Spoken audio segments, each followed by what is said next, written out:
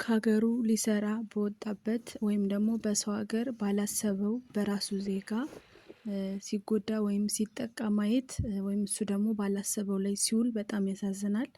በነገራችን ላይ ውድ ቤተሰቦች በሰዎች በሌሎች ዜጎች አይደለም በራሳችን ዜጋ በራሳችን እኛኑ በእኛ ማለት ነው። ለዛውም በሰው ሀገር በስደት ዓለም ውስጥ እሷም ወይ ተጠቂዋም አጥቂውም በስደት ዓለም ውስጥ ሆኖ እንደዚህ መጉዳት ማለት በጣም ነው የሚያሳዝነው።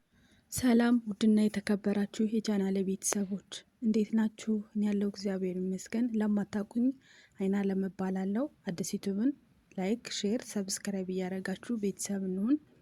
ውድ ቤተሰቦች አዲስ ዩቲዩብን ሰብስክራይብ አድርጋችሁ ቤተሰብ ብንሆን ትጠቀማላችሁ እንጂ አትጎዱም።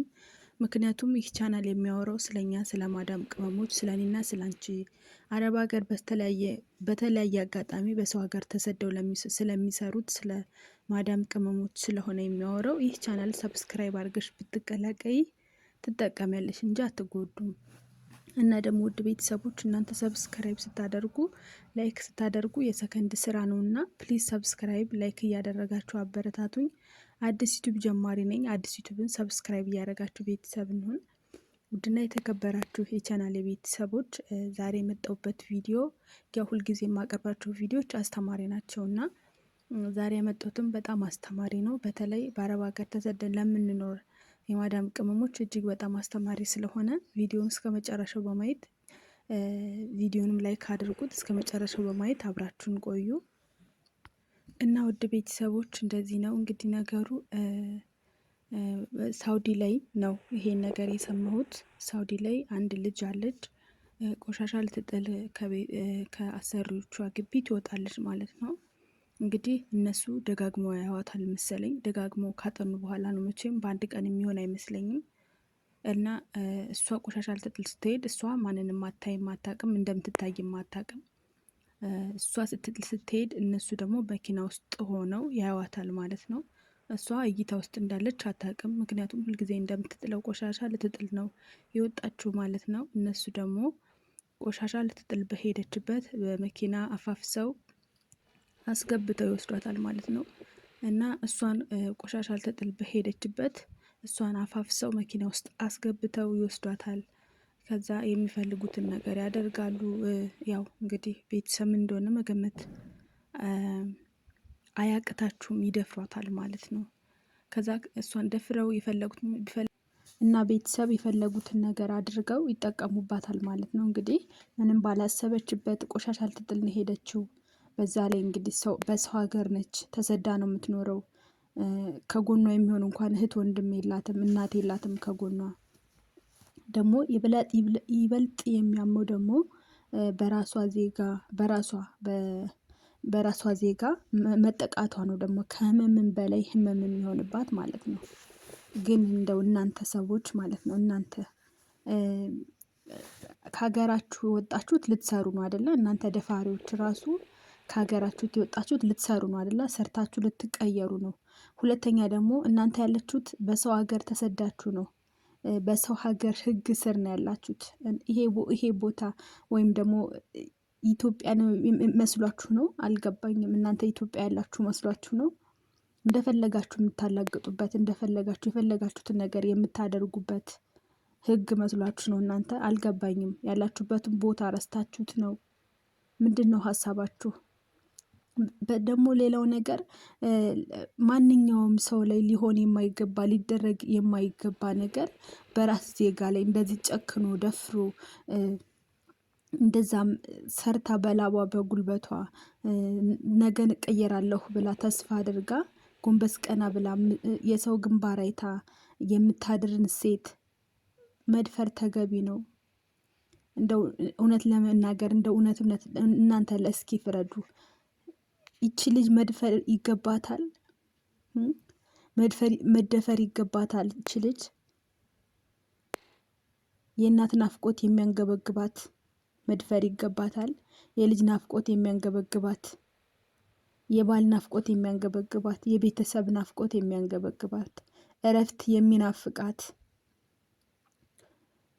ዛሬ ላይ ሆና ነገን ተስፋ ያደረገች ወይም ደግሞ ነገዋን ልታስተካክል ደፋ ቀና የምትል ሰው ሀገር እየሰራች የአረብ ፊት እየገረፋት የሰው ሽንት ቤት እያጠበች የምትኖር ለፍታ በላቧ የምታድር ሴት መደፈር ይገባታል። እውነት እናንተ እንደዚህ ነው የምታስቡት ነው ወይስ ለሰከንድ ስሜት ብላችሁ የሰውን ህልም የሰውን ተስፋ የገነባችሁን የሆነ ሀሳቧን የምታጨናግፉት እናንተ ማን ናችሁ? የእውነት ግን እናንተ ማን ናችሁ? የእውነት የምታስቡበት አእምሮ አላችሁ? እጅ እግር የላችሁም? ሙሉ ጤና የላችሁም? እሺ ገንዘቡንስ ብሉት፣ ችግር የለም። ገንዘቡን ውሰዱት። ገንዘብ በገንዘብ ይተካል። ግን ተስፋዋ ከጨለመ፣ ተስፋ ከቆረጠች፣ ተስፋ በገንዘብ አይገዛም። ጤናዋ ከጎደለ በገንዘብ አይገዛም።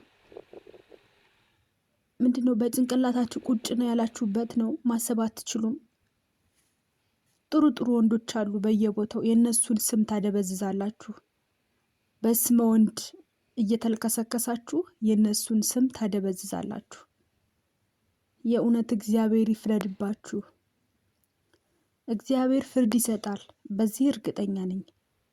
እንኳን አይደለም እግዚአብሔር ቀርቶ ማለት ነው። ይሄ ስሜት ያልፋል፣ እድሜም ያልፋል፣ ሁሉም ነገር ያልፋል። ህሌና ያንተ ህሌና ራሱ አያስቀምጥም። የሆነ ቀን እንደ ድንጋይ እንደተቀመጥክበት ድንጋይ ነው የሚቆረቁርህ። እመነኝ እባካችሁ። አንድ ነገር ስታደርጉ ቆም ብላችሁ አስቡ። እሺ ገንዘቡ ይበላ፣ ችግር የለውም። ገንዘብ በገንዘብ ይተካል። ግን መድፈር አግባቢ ነው? ይቺ እንደዚህ እያለች ለፍታ ደክማ የምታመጣው ገንዘብ ወይም ደግሞ ደክማ በላቧ የምታድርን ሴት እንደዚህ አድርጎ ማሸማቀቅ፣ እንደዚህ ማጨናገፍ ተገቢ ነው? የእውነት ሴቶች ይሄ ይገባችኋል ብላችሁ ነው የምታስቡት ነው ወይስ ምንድን ነው? ማሰቢያችሁን የት አድርጋችሁት ነው? እኔ ግራ ነው የሚገባኝ እኮ። ለምንድን ነው እንደዚህ የምታደርጉት? ይሄ ቀን እኮ ያልፋል። ይሄ ምንድነው ማለፍ አለ ማለት እንዴት ነው መኖር? ይሄ እንዴት ነው? እድሜያችን ከፍ ይላል እኮ። ለምን ነገ የሚቆጨንን ነገር፣ ነገ የሚጸጽተንን ነገር ዛሬ ለምን እናደርጋለን? ለምንድን ነው እንደዚህ የምታደርጉት? እኔ ምን አስባችሁ ነው እናንተ? እና ቤተሰቦች እንግዲህ ያው እህታችን ተጠቅታለች። አንዴ ጉዳት ደርሶባታል። ትላንትና ላይ እሷ ጉዳት የደረሰባት ትናንትና ያሳለፈችው ነገር ዛሬ ላይ ለነገ ትምህርት ቢሆነን ብዬ ነው ይዤ የመጣሁት። በእርግጠኝነት ይሄ ቪዲዮ በጣም አስተማሪ ነው። በተለይ ቆሻሻ ለምትጥሉ ውድ ጓደኞቼ፣ የሀገሬ ልጆች ለእናንተ በጣም በጣም በጣም ትልቅ ምክር ነው ማለት ነው። እና የሀገሬ ልጆች አንዳንድ እንደዚህ የሚልከሰከሱ ልክስክስ ወንድ አሰዳቢ የሰው ጅብ ስላሉ እባካችሁ ከእንደዚህ አይነት ጉዳት ከእንደዚህ አይነት ችግር ራሳችሁን እንድትጠብቁ ብዬ ነው የራሴን ሀሳብ የራሴን ለመግለጽ የመጣሁት ማለት ነው። እናንተ እንዳትጠቁ፣ እናንተ እንደ ልጅቷ ሆናችሁ ህልማችሁ እንትን እንዳይል፣ ሀሳባችሁን እንዳይሰናከል ራሳችሁን እንድትጠብቁ። በፊት ላይ ከቢሮ ነበረ የሚወስዱት ሲባል እሰማለሁ። ከቢሮ ነበረ እንደዚህ የሚያደርጉት። በሆነ አጋጣሚ እያታለሉ እንደዚህ እየወሰዱ የሚደፍሯቸው፣ እንደዚህ እየወሰዱ የራሳቸውን የሰከንድ ስሜት ብለው ስንት ነገር ዋጋ ከፍለው መጥተው እዚህ ሰርተን ነገ ያልፍልናል ብለው የሚያስቡትን በጉልበታቸው በላባቸው አድረው ለሚበሉት ነገር የሰው ነገር ስንት ነገር ተበድረው አበዳድረው መጥተው እዚህ የእነሱን ህልም ያጨነግፋሉ። ለሰከንድ እኮ ነው እንደዚህ የሚያበለሻሿቸው። እና ውድ ቤተሰቦቼ እንግዲህ ብዙ አውቃለሁ፣ ብዙ ወንዶች ጥሩ ወንዶች እንዳሉ አውቃለሁ። እነሱን አይወክልም። ግን በእነሱ ምክንያት እንደዚህ ስማቸው እየጠፋ ስማቸው ወንዶች እየተባሉ አብረው እየተደመሩ ይጠራሉ አውቃለሁ። እና ውድ ቤተሰቦቼ ራሳችሁን ጠብቁ።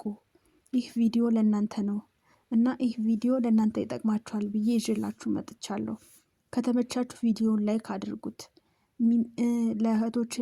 ለእህቶቼ ይጠቅማል ካላችሁ ደግሞ ሼር አድርጉት። ቪዲዮን ቻናሉን ሰብስክራይብ አድርጉት። የዛሬው ቪዲዮ ይሄን ይመስል ነበረ። በሌላ ቪዲዮ በአስተማሪ እስከምንገናኝ ድረስ ሁላችሁም በያላችሁበት የፈጣሪ ሰላም ብዝት ይበልላችሁ፣ ብዝት ይበልልን። በሌላ ቪዲዮ እስከምንገናኝ ድረስ ሁላችሁም ሰላማችሁ ይብዛ። ራሳችሁን ጠብቁ። ባይ ባይ። ሰላም ሁኑ።